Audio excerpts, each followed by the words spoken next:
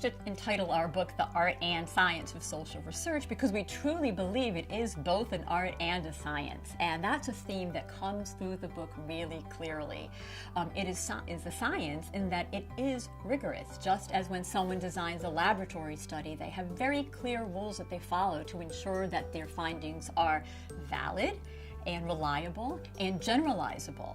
It is about studying the world using the tools of science, which is really about looking at the empirical world and being open to being wrong as well as to being right. It's not just my belief about the world that should inform my understandings, but really the reality that's out there. And the reality should be able to change my beliefs.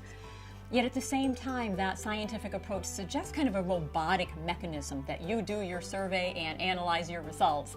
But in truth, there is a lot of art in it. There is that fuzziness that has to do with innovation and problem solving as you go, and creativity, and coming up with a plan B when what you thought of as the plan A doesn't happen. I can give you an example of a student I had at the University of Minnesota, and his research question was,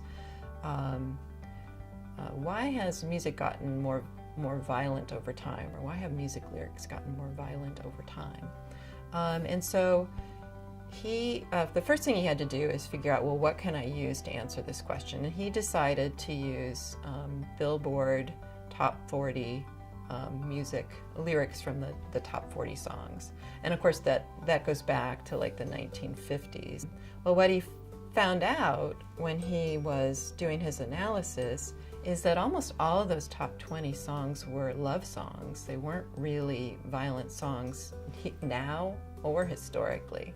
And so he realized, going back to the art, that he was asking the wrong question. So the question was really, why do people think music has become more violent over time? It's a particular way of seeing the world that's not commonsensical, that's taking the taking for granted part of the world and holding it up to a microscope.